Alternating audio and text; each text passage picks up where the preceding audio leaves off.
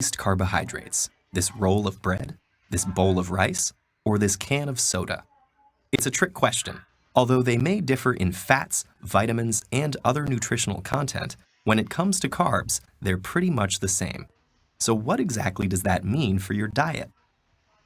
First of all, carbohydrate is the nutritional category for sugars and molecules that your body breaks down to make sugars.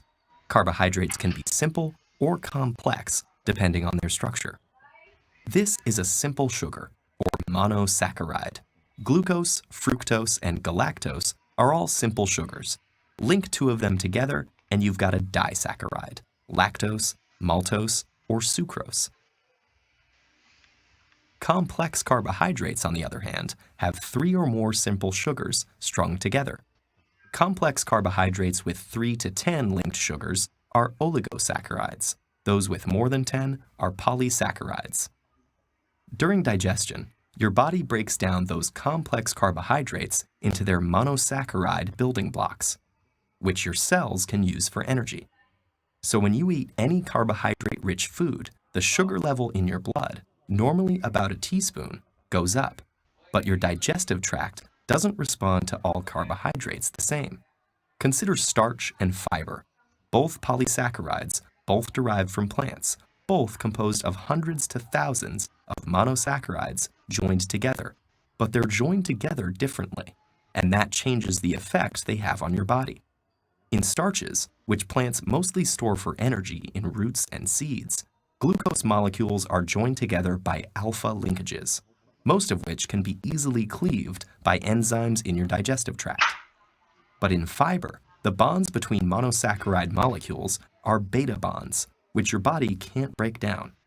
Fiber can also trap some starches, preventing them from being cleaved, resulting in something called resistant starch. So foods high in starch, like crackers and white bread, are digested easily, quickly releasing a whole bunch of glucose into your blood, exactly what would happen if you drank something high in glucose, like soda. These foods have a high glycemic index, the amount that a particular food raises the sugar level in your blood. Soda and white bread have a similar glycemic index because they have a similar effect on your blood sugar. But when you eat foods high in fiber, like vegetables, fruits, and whole grains, those indigestible beta bonds slow the release of glucose into the blood. Those foods have a lower glycemic index, and foods like eggs, cheese, and meats have the lowest glycemic index. When sugar moves from the digestive tract to the bloodstream, your body kicks into action to transfer it into your tissues, where it can be processed and used for energy. Insulin, a hormone synthesized in the pancreas, is one of the body's main tools for sugar management. When you eat and your blood sugar rises, insulin is secreted into the blood. It prompts your muscle and fat cells to let glucose in and jumpstarts the conversion of sugar to energy. The degree to which a unit of insulin lowers the blood sugar helps us understand something called insulin sensitivity. The more a given unit of insulin lowers blood sugar, the more sensitive you are to insulin. If insulin sensitivity goes down, that's known as insulin resistance. The pancreas still sends out insulin, but cells, especially muscle cells, are less and less responsive to it. So blood sugar fails to decrease, and blood insulin continues to rise. Chronically consuming a lot of carbohydrates may lead to insulin resistance, and many scientists believe that insulin resistance leads to a serious condition called metabolic syndrome. That involves a constellation of symptoms, including high blood sugar, increased waist circumference, and high blood pressure.